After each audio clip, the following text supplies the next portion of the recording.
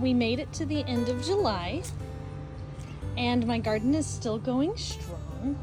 My little shaded bed here, I put some potatoes in there and it seems to have taken off, but I put them in kind of late, so I'm not sure what's going to happen with those. My coral bells and peach blossom are still doing well. My peach blossom is a little sad. It might be getting cooked. August is going to be an especially hot month, so I'm not sure how long I'm going to be able to maintain everything, especially the stuff up there in front, which is already thinning out and getting crispy. But here in the shaded part of my yard, everything looks good, and I was gifted these beautiful elephant ear plants, and they were so sad when I first got them, and they've all perked back up. And someone told me that they can't survive Midwest winters, but then everywhere I go, I see people have them planted in their yards. So I might plant one just to see how it does. But my hostas have produced these beautiful flowers, which is so exciting. That's a treat. And all my moss seems to be doing okay. Now, I planted several things here. I haven't gotten any more Asiatic lilies, and I'm starting to wonder if I even will. But a lot of this is kind of getting cooked. All of my herbs are doing very nicely. I've been able to harvest and eat a lot of them. My basil is going strong. So I'm really pleased with how well that's done. I also finally got to harvest some of my tomatoes, but I'm not sure why they're taking so long to get big and ripen up, because I feel like I've just had these green tomatoes on the vines for weeks, and I don't know if it's a lack of water or maybe a lack of sun, but there's some reason why I just haven't harvested very many ripe ones. And that's part of why I make these videos, because I know people will give me good advice in the comments section. So I've got lots of tomatoes appearing, but they never seem to quite ripen up.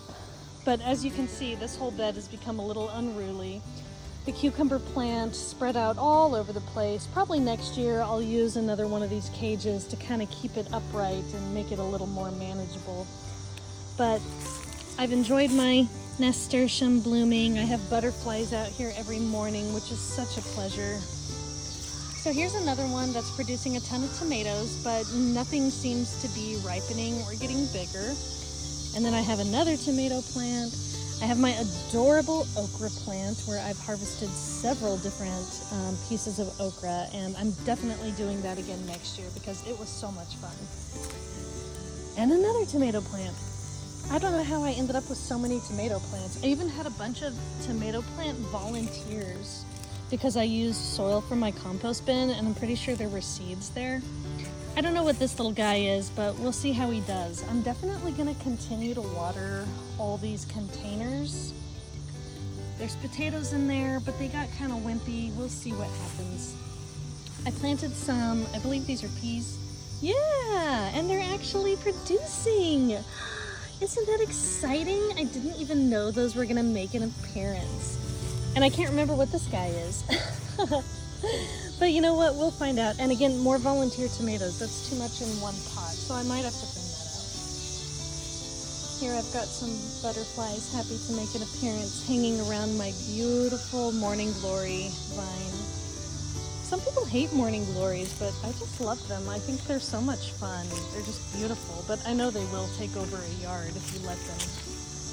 Now over here, my corn, I didn't do it right. Someone told me you're supposed to do it not in rows, but in like blocks. So I might give that a try next year.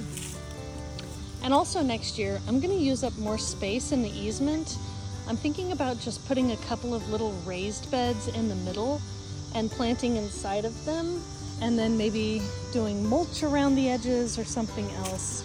I haven't decided quite yet. My sunflowers are getting cooked. They're about done for. I think I'm going to let these just go. And I don't know what happened here. This poor guy.